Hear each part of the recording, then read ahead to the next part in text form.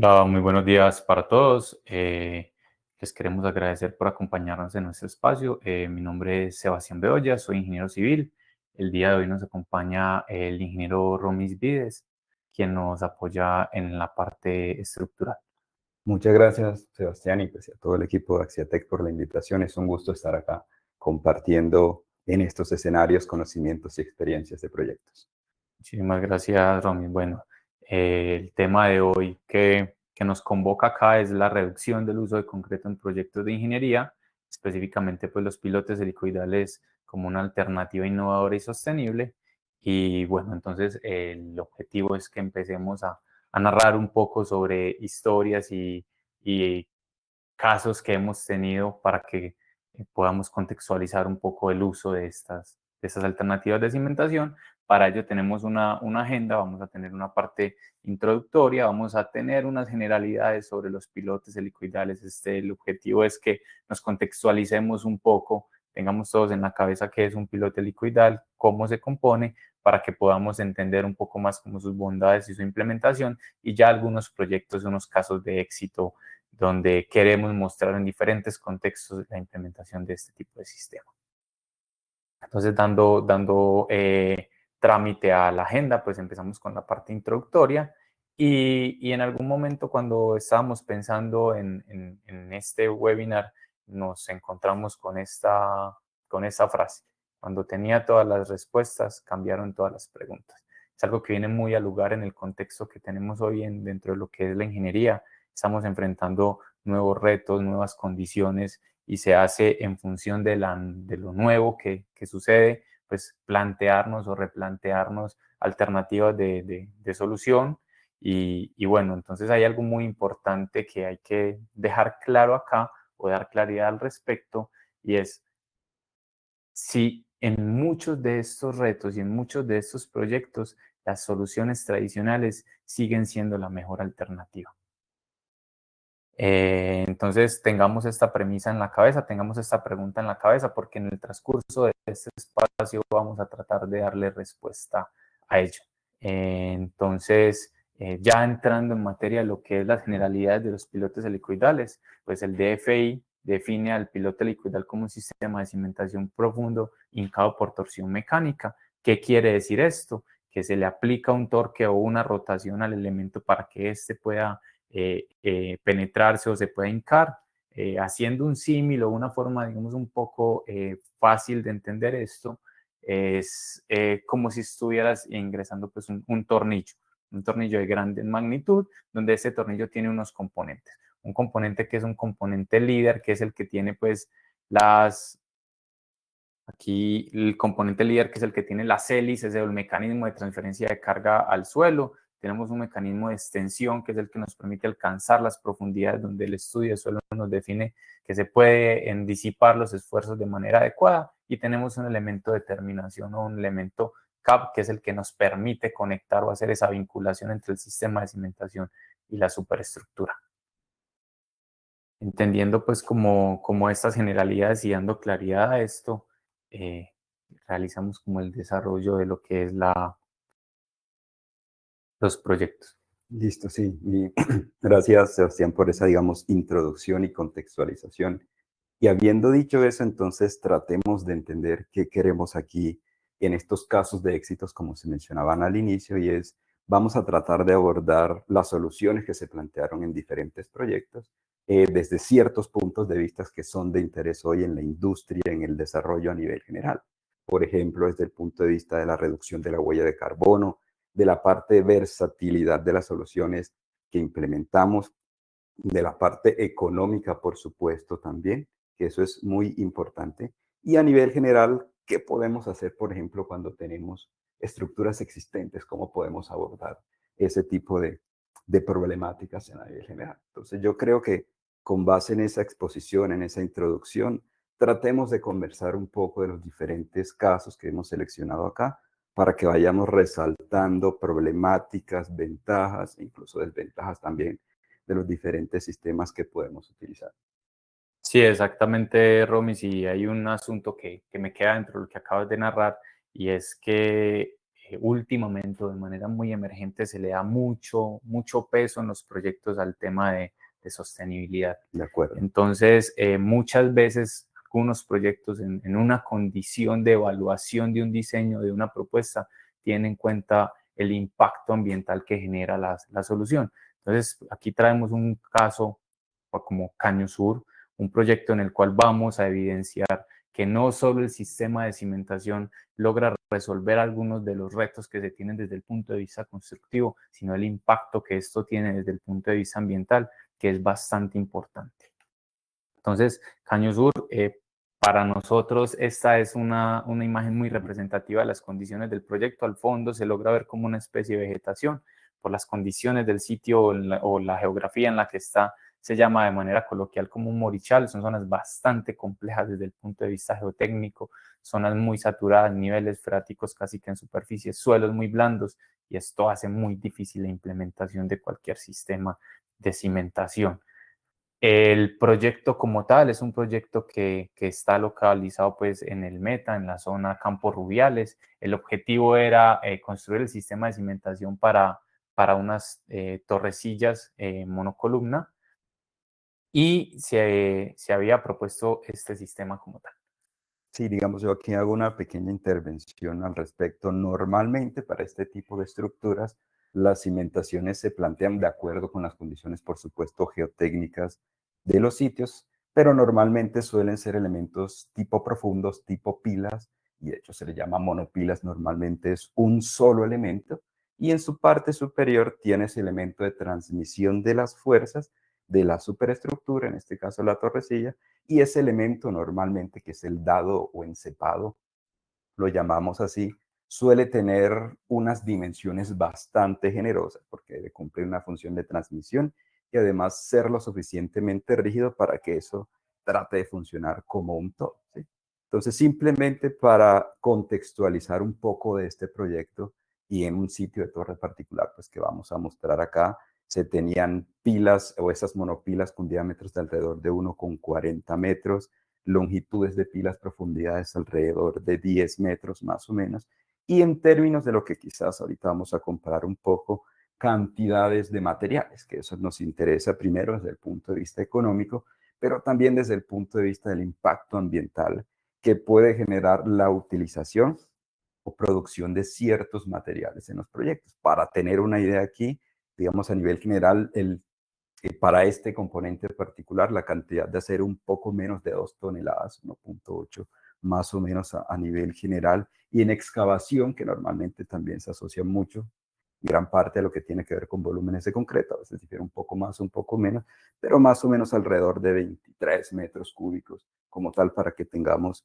esos valores de referencia. Entonces, este contexto general para tratar de mostrarles la solución inicial o convencional, y empecemos a comparar un poco con la propuesta bajo los diferentes escenarios que se analizaron y cómo se llegó a la propuesta pues que finalmente se instaló.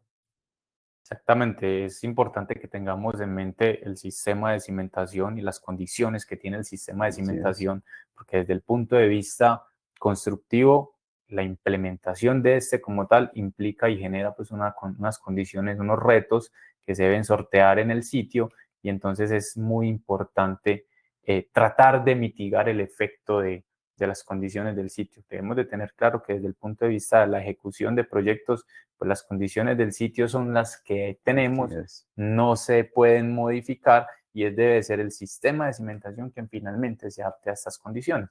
Entonces, teniendo en cuenta eso, pues teníamos unas condiciones bastante difíciles, sobre todo unas condiciones donde el nivel freático estaba en superficie, los sistemas de bombeo eran poco eficientes, tenemos excavaciones hasta 10 metros de profundidad con diámetros, como lo mencionó Romis hace un momento, de 1,40, y esto hace bastante difícil generar avances y impacta bastante los cronogramas dentro de lo que es el desarrollo de un proyecto. Entonces, de alguna manera, es muy importante pensar en algún momento dentro de la concepción de los proyectos, ¿qué pasa si mitigo las excavaciones? ¿Qué pasa si lo llevo a un sistema de cimentación un poco superficial, pero que pues la transferencia de carga se haga en profundidad, donde mitigo excavaciones, mitigo consumos de concreto? mitigo tener que sortear y abatir el nivel freático, y esto básicamente, teniendo estas ideas en la cabeza, fue la forma en la cual conceptualizamos la solución o la implementación de los pilotes en este proyecto. Ahora, sin dejar de lado que en muchos casos llegar al sitio es complejo. Bastante.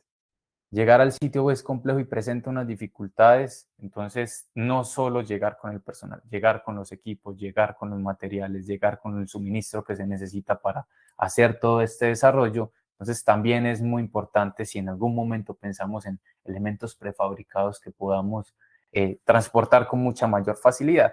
Aquí pues podemos ver en el contexto general, esta imagen es muy relevante para nosotros porque podemos ver que parece como si la máquina la hubieran dejado en el sitio con un helicóptero, porque vemos que nos vemos rodeados como de una condición selvática, por decirlo de alguna manera. Entonces, aquí es donde, teniendo eso en cuenta, se hace importante la implementación de los pilotes, se hace una configuración, una distribución de los elementos. Esto no se hace pues como de forma aleatoria, pero hay algo muy importante que podemos rescatar acá y que es bastante valioso que tengamos en mente, y es, bueno, la terminación de los pilotes o ese elemento tipo CAP que mencionamos hace un momento. eh, ¿Por qué se hace de esta forma y qué funcionalidad tiene? Entonces, De acuerdo, Sebastián, digamos, y esa parte es importante y mencionarlo aquí, que no es que se haga de manera aleatoria también, como lo dijiste tú, la configuración de pilotes, ni todo esto a nivel general desde el punto de vista geotécnico, sino que hay una parte de interacción suelo-estructura, y quizás en esta parte que puede, digamos, ser de competencia más estructural, nos interesa también saber cómo es esa terminación que se planteaba al inicio dentro de esas partes de los pilotos, la sección líder, las extensiones y finalmente cómo nos conectamos a ese otro elemento que es el que finalmente va a recibir las cargas, inicialmente lo que llamamos el cabezal. Y eso, digamos, tiene ciertas particularidades y va a depender de lo que nosotros como diseñadores tengamos a nivel de concepción, pero consistente también con lo que es la realidad. Yo puedo suponer muchas cosas a nivel general, ¿ok? Pero yo debo ser consistente también con lo que planteé en el papel, cómo llevarlo de la manera más sensata y coherente a la realidad. Entonces, esa terminación a nivel general, digamos, si uno quisiera entrar un poco en detalle, que podemos entrar tanto en detalle como quisiéramos, pero lo ideal ahí es controlar indudablemente que esa zona donde está la conexión funcione, que haya una integridad estructural, ¿sí? Que no se vaya a desmoronar o básicamente, digamos, el fenómeno que gobierna ahí es lo que llamamos cortante en dos direcciones, que es la parte de punzonamiento. Y de hecho, por eso, en este caso particular, que no siempre esa es la solución, pues se tiene una especie de placa para tratar de minimizar en esa transferencia de esfuerzos y, digamos, no vayamos a tener problemas posteriormente. Entonces, aquí, importante coordinar eso con la parte constructiva. Pues aquí vemos una de las imágenes ya cómo sería todo eso cuando está toda la parte del hierro, del acero de refuerzo armado y cómo se verían esos elementos, que también hay que pensar en esa parte de instalación, qué pasa si una barra puede chocar con ese elemento. Y todo eso es parte de la coordinación, del entendimiento de cómo vamos digamos, a plantear esa solución, no solo por el contexto del sitio, sino ya a nivel local. Y de hecho aquí lo que vemos es más o menos esa terminación inmersa dentro de todo ese gran volumen que encierra inicialmente el acero de refuerzo y posteriormente, como lo vemos aquí, ya después, digamos, de haber fundido toda esa gran cantidad en esta parte de concreto, que eso, desde el punto de vista constructivo, pues tiene que ser muy coordinado para dejar en las posiciones que son los elementos que finalmente también se van a conectar a esos elementos tipo torrecilla. Entonces, para concluir un poco esto, no es aleatorio, tenemos que hacer ciertas verificaciones en la vecindad de esos elementos a nivel local y por supuesto eso también se analiza a nivel global. Entonces, importante con toda esa interacción tener todos estos aspectos presentes.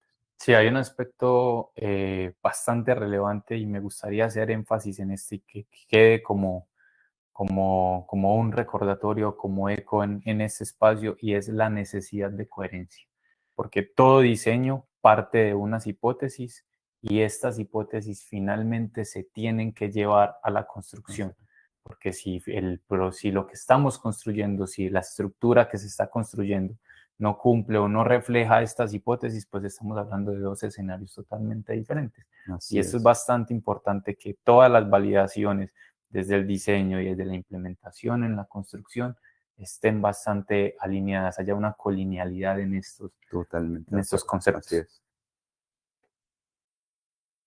Entonces, como lo mencionamos inicialmente, cuando empezamos a abordar este proyecto, bueno, también hay que identificar o evidenciar qué impacto tiene la solución desde el punto de vista ambiental, en lo que es la sostenibilidad. Entonces aquí tenemos, este proyecto se desarrolló en 3 fases. Entonces aquí vemos para cada una de esas fases el impacto que se tiene desde el punto de vista con, digamos, con ítems claves dentro de lo que es el suministro del proyecto, como es concreto, como es excavaciones y como es acero, donde se puede evidenciar una reducción sustancial en muchos de estos elementos que finalmente, para realizando una debida cuantificación, hay unos métodos para cuantificar en función del tipo de, o el ítem que se esté analizando, sea excavación, sea acero, sea concreto, y los procesos industriales que tienen cada uno de estos componentes, realizar una cuantificación de qué impacto tiene esto a nivel ambiental.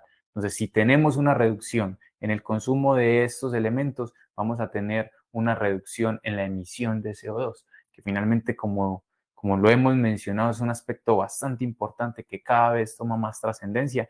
Y aquí podemos evidenciar donde cada una de las fases de este proyecto, para cada uno de los ítems que estamos analizando, vuelvo y lo menciono, concreto y acero específicamente, pues vemos que se logró en todo el proyecto optimizar aproximadamente 66 toneladas de CO2. Es un impacto bastante grande que en muchos proyectos es bastante relevante y es menester en muchos casos considerar esto dentro de la solución.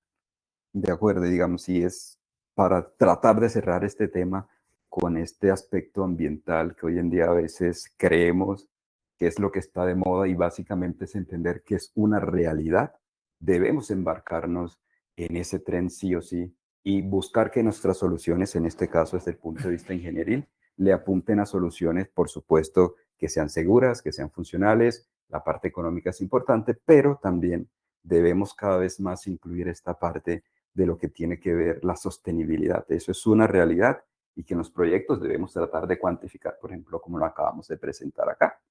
¿Sí? Entonces es importante mencionar esto y es lo que queremos resaltar con este proyecto particular. Pero digamos, ¿qué pasa si de una u otra forma aquí empezamos, o el proyecto que acabamos de plantear, una parte, digamos, exitosa en términos de esa implementación, era un proyecto nuevo desde el punto de vista que la concepción y cuando llegamos, digamos, no se había implementado del todo esa primera concepción inicial y pudimos mirarlo como un proyecto nuevo. Pero ¿qué pasa si tenemos una estructura que está ya existente y que de una u otra forma también tenemos otros retos? Y es parte de lo que queremos de pronto abordar aquí con este proyecto en la subestación San Mateo, que tiene que ver con una repotenciación, una intervención estructural, por decirlo así a nivel general. Sí, y hay que tener claro que dentro del ejercicio de la ingeniería no todos los proyectos son nuevos. En muchos escenarios se plantea la necesidad de rehabilitar o repotenciar estructuras, en muchos casos desde el sistema de cimentación, tal que se pueda garantizar la vida útil de estos elementos. Y entonces, ¿qué hacer cuando ya hay un sistema de cimentación existente? Se requiere realizar esa repotenciación y hay unas condiciones particulares en el sitio que limitan la implementación de sistemas o de muchos sistemas tradicionales. Y bueno, y eso es lo que tenemos acá en San Mateo. San Mateo es un proyecto asociado a la subestación San Mateo, una subestación localizada en Cúcuta.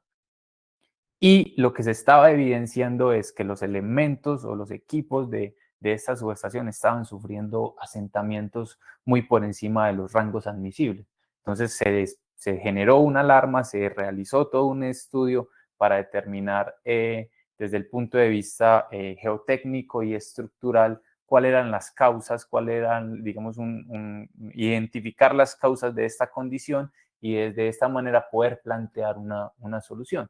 ¿Cuál era la causa? Que el sistema de cimentación que se tenía dentro de lo que es la transferencia pues, de esfuerzos a la masa de suelo no estaba siendo lo suficientemente efectivo y se requería pues disiparles cargas o ayudarle o por medio de otros elementos transmitir estos esfuerzos. Se planteó, dentro de la concepción del proyecto, se planteó que a los elementos tipo columna existentes, adosarles unas vigas para generar unos pórticos y por medio de estas vigas y unos pilotes poder llevar esta carga a estratos pues, mucho más competentes. Una de las condiciones aquí que se hacía bastante relevante, o dos aspectos que son bastante relevantes.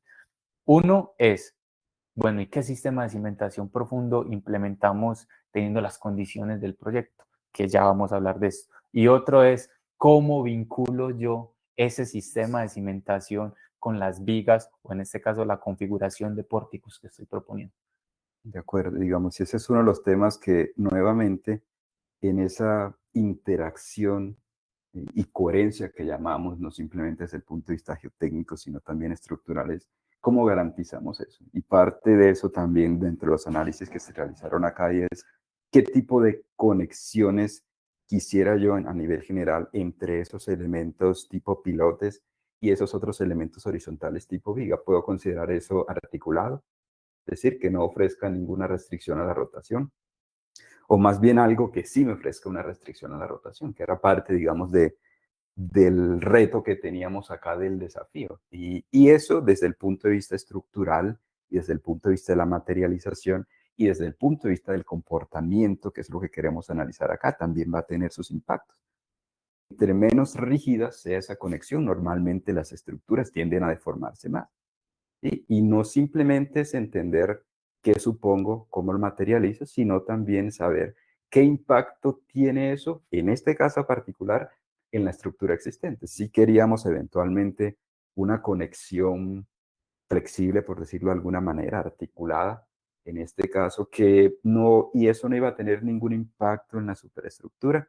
Y eso eran partes también de las preguntas que teníamos acá y que en su momento analizamos desde un punto de vista técnico, pero también con el cliente final, el dueño, pues la parte técnica allá para hacerle ver la importancia y las consecuencias de irnos por una u otra solución.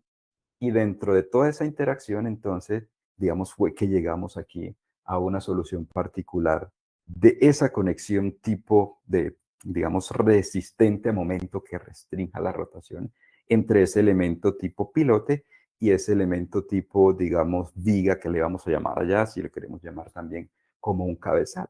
Entonces, dentro de los diferentes estudios pues, que se hicieron ahí, básicamente lo que se encontró que la mejor solución era dentro del funcionamiento del proyecto, insisto, no solo en la parte geotécnica estructural, sino de lo que está encima de lo que nosotros estamos planteando acá, qué impactos o qué consecuencias puede sufrir. Dentro de todo ese análisis, lo que encontramos era que la mejor solución era restringir eso lo más que pudiéramos a momento, que no rotara tanto. Y hay que mencionar, pues esto no es infinitamente rígido, eso tiene unas consideraciones particulares, pero lo que tratamos de hacer aquí es buscar una conexión que sí restringiera los momentos. Entonces, todos los análisis se basaron o tuvieron esa premisa para tratar de materializar todo ese proyecto aquí en este reto particular. De hecho, vamos a ver a continuación, digamos, un poquito más adelante lo que tiene que ver con esas condiciones, ¿ok?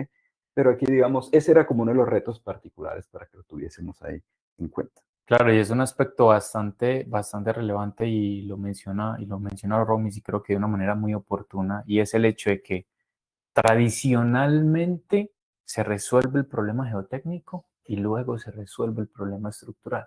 Pero ¿qué está pasando ahí en esa zona donde confluyen los dos, digámoslo de esta manera, los dos tipos de sistema, el sistema estructural y el sistema geotécnico? Particularmente pensando en la implementación de pilotes helicoidales, que en este proyecto como tal se implementaron pilotes helicoidales, dado como lo vemos en la imagen, la restricción que se tiene desde el punto de vista espacial. Tenemos equipos de subestación que se debían de desconectar, entonces debíamos de ser lo suficientemente ágiles en el procedimiento constructivo para que una de las grandes bondades que tienen los pilotos helicoidales es que elementos después de haber sido instalados se pueden cargar de forma inmediata, condición que no sucede con los elementos de concreto. Y si pensamos en elementos de concreto prefabricados por las condiciones del suelo, que son materiales con bastante presencia de gravas, bastante presencia de bloques de roca en algunos casos, pues la inca de algunos elementos se dificultaba sin considerar el efecto de las restricciones que se tenía pues a nivel espacial para colocar una piloteadora o una hincadora acá. Entonces, esto nos llevó a pensar en una solución con pilotes helicoidales y digamos que desde el punto de vista geotécnico resolvemos el problema. Dimensionamos las hélices de tal forma que se pueda generar una transferencia de esfuerzos efectiva a la masa de suelo y ya llega a diseñarse la conexión, que ya Romy nos hablará un poco de eso, pero ¿qué pasa cuando tiene que haber una coherencia y cuando los esfuerzos que nos están llegando al elemento de transferencia de carga, que en este caso sería el fuste del pilote o el eje del pilote, está en condiciones la geometría que estamos planteando de soportar esos esfuerzos que le están llegando? Y si yo cambio esa sección, ¿qué impacto tiene esto en el dimensionamiento de mis hélices? Ya mi capacidad sí me está funcionando. Entonces es necesario que haya una interacción en todo momento dentro de lo que se esté considerando desde el punto de vista geotécnico y lo que se esté considerando desde el punto de vista estructural, porque una impacta a la otra. De acuerdo, digamos, y parte también de resaltar en eso, antes de eh, explicar un poco, entrarme un poco en la parte de esa conexión, es lo que mencionaba Sebastián, esa interacción entre la parte geotécnica y estructural en este tipo de proyectos, y porque tristemente en muchas ocasiones se hace una parte independiente y posteriormente la otra también se hace casi que de manera independiente y se nos olvida o nos paramos en esa delgada línea entre la ingeniería estructural y la geotécnica, donde creemos que es el geotecnista el responsable de hacer ciertas cosas, y desde el equipo geotécnicos creemos que es el equipo de diseño estructural quien las hace. Entonces, importante resaltar eso, la coherencia, el trabajo en equipo aquí para también tratar de una u otra forma mantener las consideraciones lo más sensatas posible. Ahora sí, entrando un poco en ese reto ya más a nivel estructural de esa conexión que al inicio decíamos, lo ideal es que esa conexión por el comportamiento no solo del sistema de cimentación, sino también de lo que está por encima de ese sistema, lo ideal es que ese sistema restrinja la rotación lo más que se pueda. Y desde ese punto de vista, pues aquí lo que se planteó fue ese pilote embebido en una parte de concreto y realmente, como dice, ¿qué tanto se debe embeber eso realmente? Hay cálculos que debemos hacer, hay recomendaciones de ciertos documentos técnicos, el de FEI, el Federal Highway, por ejemplo, una recomendación de que serían profundidades mínimas para tener presente que eso sí lo puedo considerar como una conexión que restringe el momento. Desde el punto de vista un poco de la parte mecánica, ahorita decíamos importante lo que tiene que ver con toda esta parte de la transferencia por, digamos, a nivel general del proceso de punzonamiento, que es uno de los temas que suele gobernar. Pero aquí también es qué tanto debemos embeber ese elemento en la parte, en este caso concreto, para que eso funcione. Y normalmente los cálculos que se hacen, no vamos a entrar aquí en detalle, pero va a depender del diámetro del tubo, en este caso del pilote, de la resistencia del concreto y en términos generales lo que queremos es que en el peor de los casos se llegue a la plastificación del elemento tipo pilote antes que se aplaste el concreto. Y eso eventualmente pues nos garantiza de una otra forma que puede fluir ese elemento de una resistencia a momento. Y otra vez, es decir, esto no es infinitamente rígido, eso tiene ciertas condiciones de rigidez que está asociado también a los desarrollos de los momentos. Entonces aquí parte de ese fue el reto y de la conexión que se planteó ahí de cómo finalmente se confinó eso y también pensando en la parte constructiva de cómo se iba a materializar esto. Insistimos y parte de eso también es entender cómo lo vamos a hacer, porque pasar del papel a la realidad normalmente tiene ciertas implicaciones y muchas veces en este tipo de casos llegar a una solución como esta, pues e incluso a veces unos reanálisis, volver a analizar en todo este proceso a nivel general. Sí, y yo creo que, como lo menciona Romis, dentro de la coherencia, esa coherencia tiene que ir al final, porque todo lo que hemos mencionado hasta este momento está ligado a un componente teórico. No podemos perder de vista que una modelación es una representación matemática de un fenómeno físico. Entonces hay que como es una representación y es un modelo como tal que parte de unas hipótesis, pues finalmente, ¿qué debemos hacer? Ir al sitio a validar si estas hipótesis efectivamente están representadas y se validen en función de eso. Entonces, ¿esto a qué nos lleva?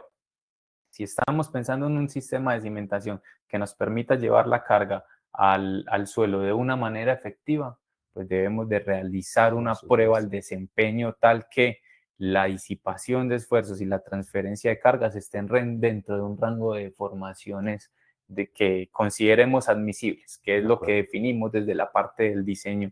¿Cuánto quiero yo que se me deforme esto? Esa deformación sí está dentro del rango que estoy esperando, voy y hago una prueba y valido esto. Es algo también muy importante porque normalmente muchos sistemas de cimentación no estamos evidenciando el desempeño como tal que estos tienen.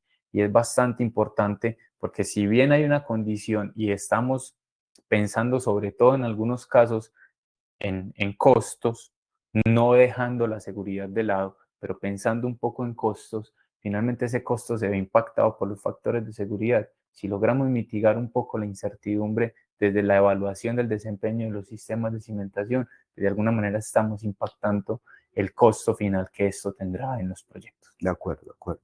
Y digamos, es importante entonces, habiendo presentado esto, que también, un pequeño resumen, el primer proyecto, el impacto que pudimos generar y lo enfocamos en términos de reducción de la huella de carbono, en aspectos, digamos, de qué tenemos condiciones, qué condiciones en sitio tenemos desafiantes, no podemos llegar a hacer lo que queremos, no es una estructura nueva a nivel general. Y ahora tratemos de mirar en otro proyecto a nivel general, digamos, qué podemos encontrar cuando, en este caso que es una estructura nueva, un proyecto nuevo, pero esas condiciones del suelo nos obligan también a tener otra visión diferente. Ahorita hablamos de las condiciones de sitio y aquí vamos a ver en este otro proyecto que son aún más desafiantes esas particularidades que podemos tener con respecto al suelo que van a tener un impacto en la solución que podamos implementar desde el punto de vista geotécnico y también desde el punto de vista estructural. Sí, hay proyectos donde la solución dentro de lo que es su implementación representan retos, pero uno dice, lo puedo hacer, me demoro un poco más, pero lo puedo hacer. Pero ¿qué sucede en aquellos proyectos donde la solución que se tiene planteada, donde la forma en la cual se ha conceptualizado el sistema de cimentación, llegamos al sitio y decimos, evidentemente aquí no hay forma? Por más que lo intentemos, no hay forma. Esto es el caso de Copei, de Cofu, que es un proyecto, pues, que es una línea de transmisión que pretendía unir las subestaciones Copei y Fundación. Y hay una zona particular, por eso ponemos aquí un poco como dentro de lo que es la geología regional del proyecto, hay una zona particular que se caracteriza por una presencia de unos depósitos aluviales con unas características muy particulares, lo cual hace que la implementación del sistema de cimentación que se había considerado enfrente unos retos bastante grandes. ¿Cuáles son estos retos que enfrenta el sistema de cimentación? Tenemos que el sistema de cimentación que se había propuesto inicialmente eran pilas preexcavadas a una profundidad de 8 metros con diámetros hasta de 2 metros en unas condiciones de suelos bastante arenosos, unas arenas limpias, unas arenas muy sueltas, unas arenas que por la condición en la cual en profundidad aparentemente presentan una rigidez alta, una compacidad relativa alta, pero elementos que cuando salen a superficie, salen en la excavación, son bastante disgregables. Eso sin mencionar la presencia pues como del nivel freático, lo cual hace que el avance en las excavaciones sea bastante complejo. Esta imagen, haciendo una narrativa de esta imagen, en este proyecto se intentaron abordar las 4 patas de la torre de manera simultánea y en un mes solo se lograron avanzar 4 metros y teníamos que llegar a 8, o se debían llegar a 8 metros. Es Y muy poco rendimiento. teníamos un mes con todo lo que puede impactar esto desde el punto de vista económico, pero se siguió desde el punto de vista desde el constructor avanzar en el sistema de cimentación hasta que se presentó una condición que fue que asociado al desconfinamiento de uno de los anillos se presentó una rotación y un desplazamiento del anillo. Allá no es una condición asociada a el tiempo, sino asociada a la seguridad. Y replantearnos la necesidad de otro sistema de cimentación. Dentro del replanteamiento de la necesidad de otro sistema de cimentación, lo que se procedió fue a determinar, bueno, ¿qué es lo que está sucediendo aquí? ¿Cuál es el fenómeno físico que nos está llevando a que se tengan limitaciones para avanzar?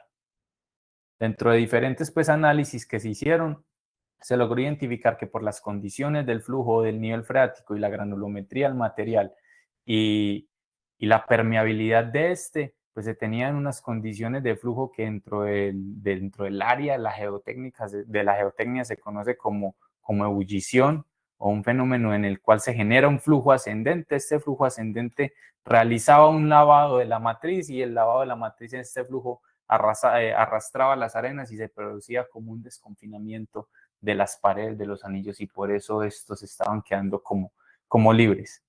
¿En qué se pensó? Se pensó en la opción de, bueno, entonces hagamos un proceso de bombeo tal que se abata el nivel freático de una manera controlada y se pueda atender con mucha más facilidad la excavación. Bastante complejo de implementar. Y aún así tenía sus riesgos y sus consideraciones que se debían de mitigar. Entonces pasamos a pensarlo de otra manera y fue, ¿qué tal si hacemos un sistema que no nos requiera tanta excavación, que excavemos por encima de la cota a la cual estamos identificando el nivel freático y por elementos de cimentación profunda que no requieran excavación, transmitimos las cargas en profundidad?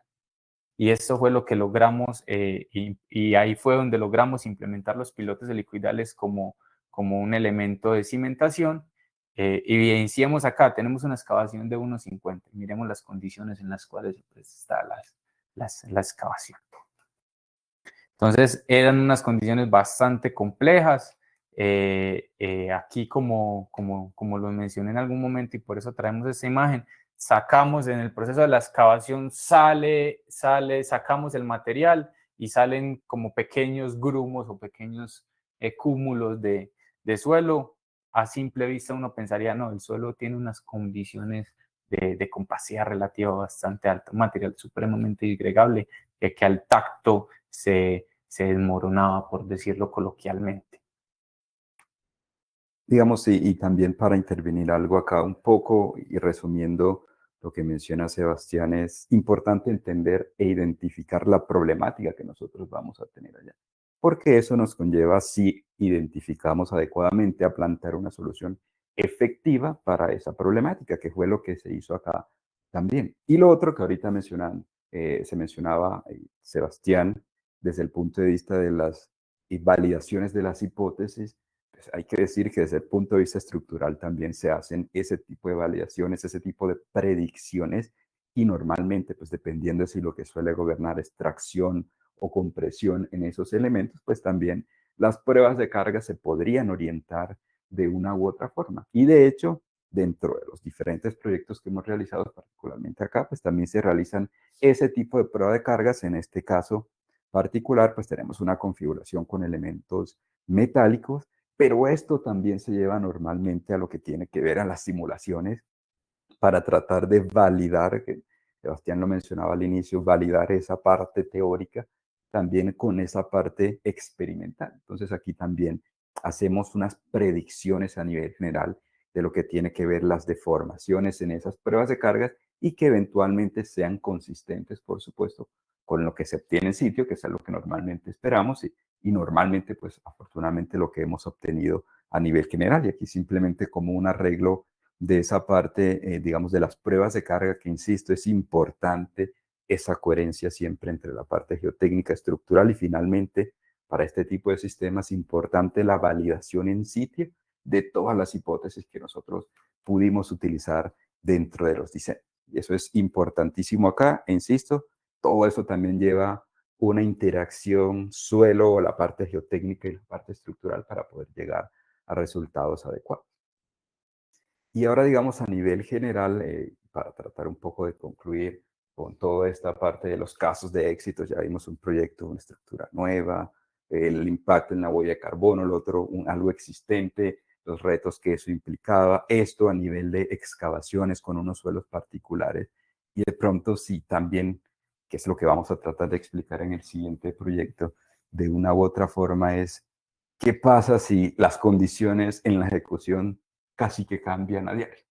¿Sí? Que eso es un parte también de lo que nos toca a nosotros aquí como ingenieros, y pasar, insisto, del papel a la realidad tiene sus desafíos. Y es parte de lo que queremos mostrar a continuación también en el siguiente proyecto. ¿Sí? Que vamos a hablar un poco de qué implicó estar allá, planteando soluciones particulares. Esta no me funciona, esta me funciona un poco más.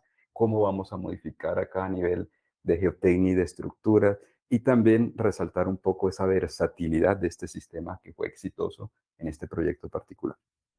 Sí, hay proyectos donde tengo una condición o tengo la otra, pero ¿qué sucede en esos proyectos donde tengo todas las condiciones? Y donde lo que se idealizó como solución, cuando llegas a campo, te das cuenta de que la información de entrada o el input que tú tuviste para hacer todos tus análisis no es correspondiente con lo que hay en sitio y toca replantear casi que todo el proyecto en tiempo real. Así es. Toca estar tomando decisiones y jugando casi que haciendo diseño elemento por elemento, porque se hay un cronograma, hay unas condiciones que se deben cumplir y hay un proyecto que se debe entregar y que se debe desarrollar. Entonces, ese es el caso particular del proyecto Chichimene. Dentro de lo que es las generalidades de este proyecto, se planteaban construir un rack de tuberías y como elemento de conexión, pues bajaban unos perfiles o unas columnas tipo perfil en I que se debían conectar o que se debían apoyar sobre el sistema de cimentación. Para esto, pues se partió de una información inicial, de un estudio de suelos. Teníamos un perfil estratigráfico donde logramos identificar que por las características, sobre todo el depósito antrópico que se tenía en superficie, la implementación de pilotes helicoidales era una buena alternativa. Se tenían unas condiciones de apoyos, unas particularidades dentro de lo que era la geometría y la configuración de los elementos, y se pensó en atender cada uno de estos elementos de forma independiente. Y aquí nos gustaría, Romis, que nos contaras un poco de, bueno, cómo fue la idealización. Desde el punto de vista geotécnico, podríamos dar ahora más, en un momento, dar algunos detalles, pero aquí es muy importante que tengamos claro cómo fue esa conceptualización estructural, porque es donde se hizo bastante De retador acuerdo, el sí. proyecto. Digamos, parte para iniciar este proceso, y normalmente hay que resaltar también que este campo en el cual interactuamos en las estructuras y la geotecnia, este es un proceso iterativo, donde normalmente concebimos algo de acuerdo con las condiciones que tenemos, en este caso en el sitio y la información inicial, y con base en eso se plantea una solución. Pero eso seguramente va a ir cambiando o necesita ser ajustada. Inicialmente la concepción acá, bajo esa información, bajo ese rack de tuberías, dijimos, bueno, vamos a transmitir eso. Son elementos tipo metálicos por condiciones de sitio que también ahora vamos a ver. Hay ciertos elementos allá en el sitio en los cuales no podíamos tocar. Entonces, lo ideal fue como inicialmente vamos a, como decimos coloquialmente, puentear la carga, y era tratar de tener ese elemento metálico en la base, pues esa columna, también por condiciones de sitio, unirla a otro elemento metálico. Esa fue la concepción inicial. Eso tiene ciertos retos a nivel general. Y uno de los grandes retos aquí, y que vamos a ver que en este proyecto nos tocó cambiar, es que normalmente una de las premisas con las estructuras metálicas está asociada a la precisión. ¿Sí? En los elementos nosotros no podemos tener tantas tolerancias como eventualmente sí las podemos tener en estructuras, por ejemplo, de concreto. Entonces, la condición inicial fue esa, y de hecho los análisis iniciales preliminares lo que se planteó fue eso: vamos a tener esas columnas, esas bases sobre unos elementos tipo viga. Inicialmente pensamos en elementos, secciones armadas, o más o menos como se visualiza, incluso soluciones habían a nivel general. Y posteriormente era esa conexión, pues se diseña la conexión, le ponemos los registradores correspondientes, porque también a propósito, desde el punto de vista del análisis de las superestructuras, vienen unas concepciones, y es qué tanto vamos a permitir rotar esa conexión. Y era parte también del desafío que inicialmente planteamos acá. Entonces, la primera consideración fue esa, a nivel general, vamos a plantear esta columna sobre unos elementos metálicos y esos elementos metálicos van a ser, digamos, los que se conectan a los pilotes que finalmente pues, van a transmitir las cargas a los diferentes estratos de apoyo. Esa fue la primera concepción inicial. Pero, digamos, posteriormente y llegar allá encontrábamos que en el sitio realmente durante la ejecución se encontraba que, y por las condiciones incluso del suelo también, ya el pilote que inicialmente concebimos en una posición, ya no me quedaba ahí, ya me quedaba desfasado. Inicialmente empezábamos, bueno, 2 centímetros, bueno, la excentricidad no es tanta, vamos a rediseñar la conexión, vamos a analizarla. Pero ya después hubo elementos donde teníamos 15 centímetros, 30 centímetros con respecto a la posición teórica. Entonces, desde ese punto de vista, empezar a hablar de estructuras metálicas con esos desfases tan grandes, pues eso va en contra, ¿sí?, de esa premisa fundamental. Entonces, lo que dijimos, realmente las condiciones en sitio, por lo que se instala, por lo que se tiene allá, por lo que se encuentra en el día a día, que a veces también cuando vamos al sitio y encontramos diferentes casos, nos toca replantear todo. A veces, digamos, al inicio se tiene cierta información que puede ser suficiente para empezar, pero no suficiente para tener la solución final. Entonces aquí, con base en esas de situaciones que encontramos allá de desfases en la ubicación de los elementos, eso nos obligaba, o nos obligó en este caso, a tratar de decir, esta parte metálica nos toca eventualmente hacer cualquier cosa a nivel general y puede que desde el punto de vista práctico no sea factible realizarlo. De hecho, con base en eso, lo que nos tocó fue replantear un poco con base ya en la localización real en las cuales se pudieron instalar los elementos tipo pilotos, porque insisto acá, veníamos con unas posiciones teóricas, pero en el sitio por diferentes condiciones no llegamos a eso, entonces nos tocó replantear un poco y decir, realmente para manejar esas tolerancias y garantizar esas conexiones como queremos y como se concibió inicialmente, no es factible utilizar esos elementos metálicos de transición. Razón por la cual, insisto, casi que nos tocó analizar caso por caso, como mencionaba Sebastián, y nos tocó idealizar cada uno de esos casos para ver cuáles eran las excentricidades. Y lo más sensato que vimos fue, vamos a tratar de hacer elementos tipo concreto que traten de abarcar toda esa superficie donde van a estar instalados los pilotes y analizamos cada uno de los apoyos con las cargas que se esperan que se transmitan para ver cuál es el efecto, por ejemplo, de los momentos y las excentricidades a nivel general. Y dentro de todo ese proceso, insisto, nos tocó analizar no solo desde el punto de vista estructural, sino que ya teníamos unas cargas diferentes. A propósito, esto nos implica unos pesos diferentes a nivel de geotecnia, entonces tuvimos que entrar a analizar ahí desde el punto de vista geotécnico y estructural cada solución, actualice la información y finalmente tratar de adaptarnos a lo que estaba ya en sitio, que fue finalmente uno de los grandes desafíos. Incluso, por ejemplo, la imagen que vemos en la parte superior derecha fue dentro de todo ese proceso de excavación lo que se planteaba una tubería y esa tubería no se podía remover. De hecho, había que dejarla ahí. Eso no lo podemos tocar. Entonces nos tocó también idealizar ahí qué hacemos con eso, qué tipo de recubrimiento vamos a utilizar, qué productos eventualmente tenemos que utilizar ahí para minimizar posteriormente efectos quizás de corrosión en el acero de refuerzo. Entonces, digamos, fue un proyecto bastante desafiante porque las condiciones en sitio nos obligaron a cambiar y a diseñar de manera particular cada una de las estructuras y de los apoyos. Y esto no solo implicó en la parte estructural, sino en la parte geotécnica e ir analizando en tiempo real, y esta es mi nueva información, estas son las nuevas posiciones de los elementos tipo pilotes, vamos a redimensionar el elemento de conexión tipo dado, vamos a actualizar cargas, y así, digamos, fue que pudimos solucionar esto. Y afortunadamente también, pues, fue un caso de éxito a nivel general. Entonces, esto también para decir que es muy bonito tener la parte inicial toda, creemos que resuelta, pero cuando llegamos allá es, vuelve y juega, empieza. Y esto es parte de nuestra labor y esto es la ingeniería también, tratar de entender que esto es un proceso iterativo. Sí, hay algo muy importante que de pronto queda en el aire y es, bueno, ¿cómo se generaron esas excentricidades? ¿Por qué se generaron esas excentricidades? ¿Por qué los elementos que se habían definido de forma inicial en cierta posición finalmente no quedaron en esa posición? Y esto está ligado a dos condiciones particulares.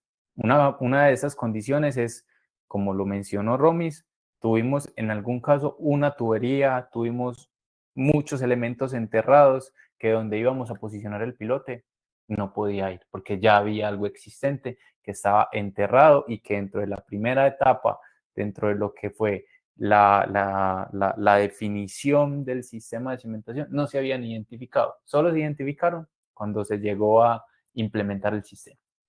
Entonces esto generó la necesidad de reubicar algunos elementos. Y lo otro, asociado, como lo mencioné al empezar este proyecto, teníamos un depósito antrópico con la presencia de gravas, pero esto terminó convirtiéndose en bloques de roca. ¿Qué sucede? Que en el proceso de instalación del pilote, estos elementos lo que hacen es que desplazan el pilote y finalmente genera o una especie de variación en su posición en planta, dado que para poder generar este avance, él busca reubicarse. Entonces, teniendo en cuenta que las condiciones bajo las cuales se pensó en la implementación de pilotes helicoidales con relación al suelo eran un poco diferentes, pues entonces esto también se evidenció o se reflejó en la posición final de los elementos. Entonces, es muy importante y hay un asunto que menciona Romis y que me parece bastante valioso, es la versatilidad. Cómo esas cosas o ese tipo de situaciones que yo no puedo prever desde el diseño, que ya en sitio me ven en la necesidad de cambiar un sistema, lo que me llevan es a adaptarlo conservando la filosofía o el génesis de la solución. Y entonces esto también es muy importante a la hora de pensar en sistemas de cimentación, porque retos vamos a tener no solo desde el diseño, sino desde la construcción.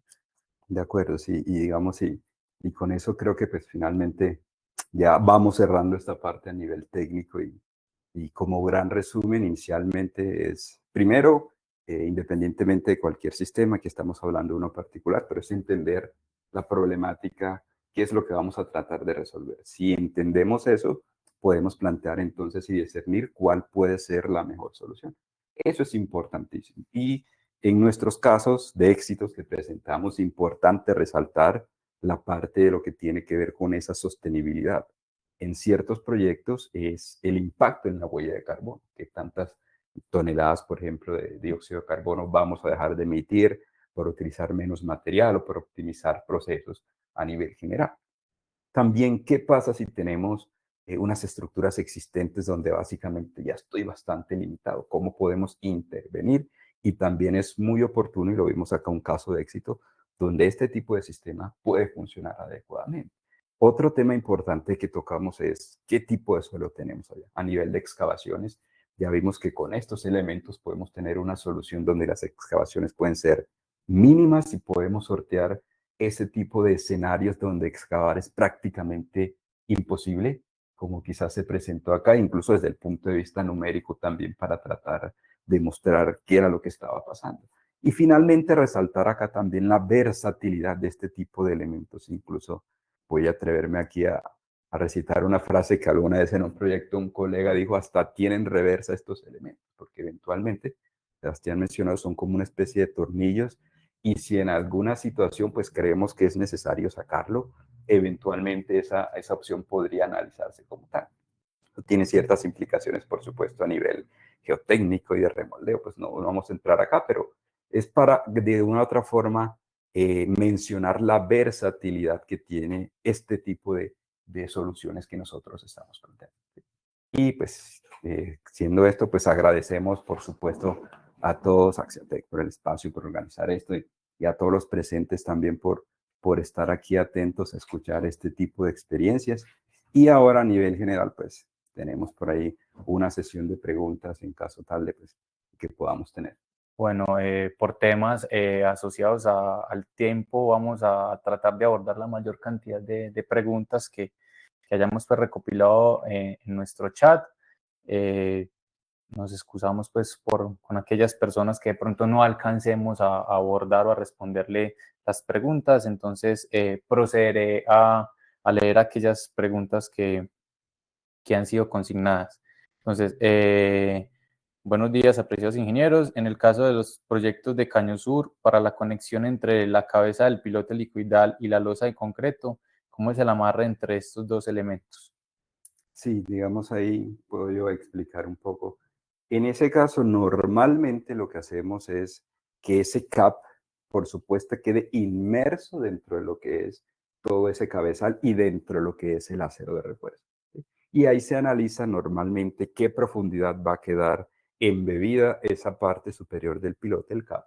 Y dependiendo de esa profundidad e incluso de la conexión que nosotros podamos tener de esa terminal con el pilote, que a veces se hace hasta con pernos cruzados también ahí para minimizar ciertos fenómenos.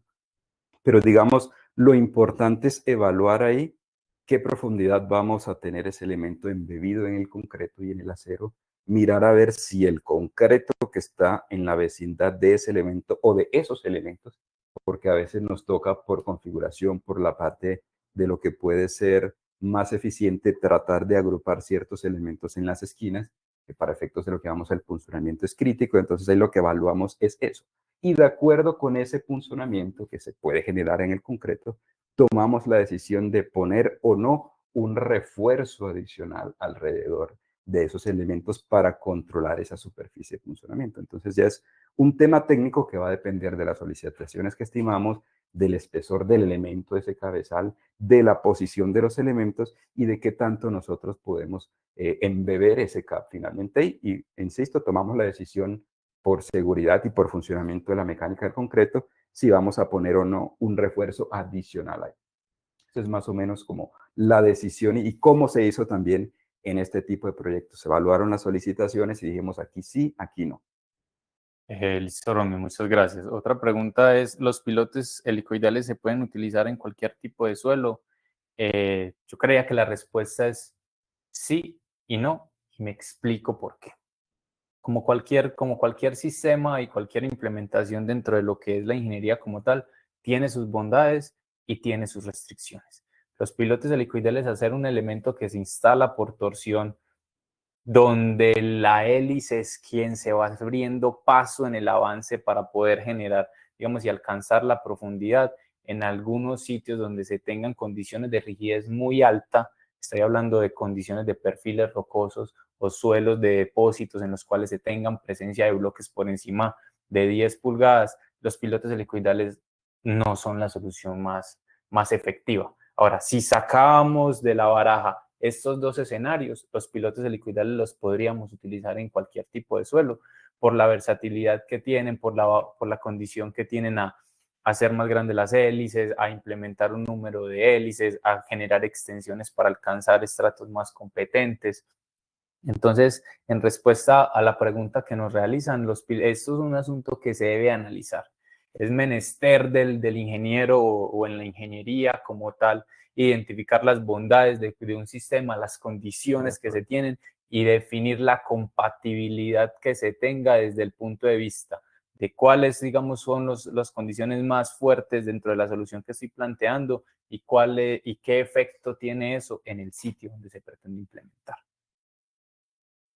Tenemos otra pregunta.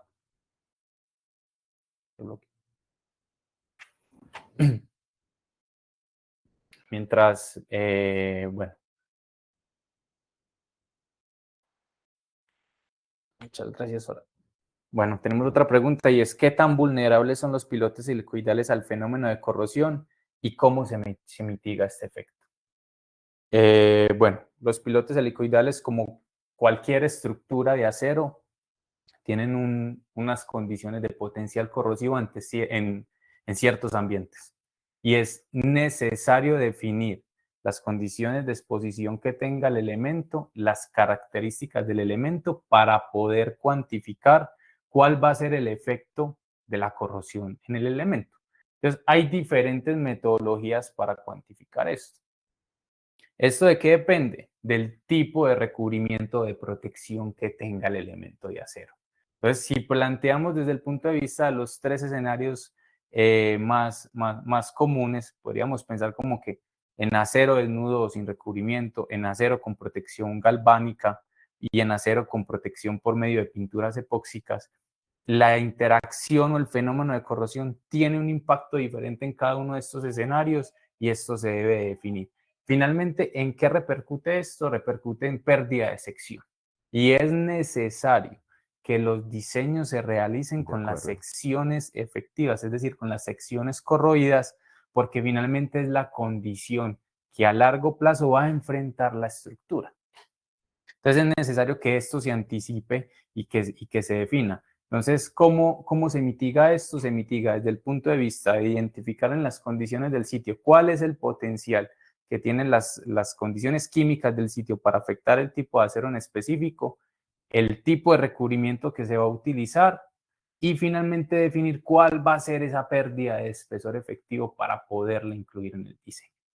De acuerdo, yo complemento algo también ahí que es importante y de acuerdo con normativas de referencia, por ejemplo, la C358, que normalmente utilizamos esa parte, también incluye otro factor que tiene que ver como con la vida útil de las estructuras y con base en cuánto tiempo esperamos que funcione ese tipo, digamos, de estructuras que es importante. Y como decía Sebastián, importante que nosotros en los diseños, por ejemplo, normalmente lo que hacemos es para ese tipo de verificar de flexiones o deformaciones laterales e incluso esfuerzos en los elementos, solicitaciones, lo que hacemos es modelar esa condición final que anticipamos con base en, digamos, estudios previos de análisis químicos y mirar cuál es la pérdida de espesor que calculamos para ese tiempo que creemos pues, que va a estar la vida útil de esa estructura. Bueno, otra pregunta que nos realizan es, ¿Axiatec genera los cálculos de los pilotes helicoidales? ¿Es alcance de la ingeniería o ustedes prestan el servicio de acompañamiento? Dentro de lo que es Axiatec, desarrollamos todo el proyecto de cimentación como tal, desde la parte de diseño, desde la parte de fabricación y suministro y desde la parte de instalación.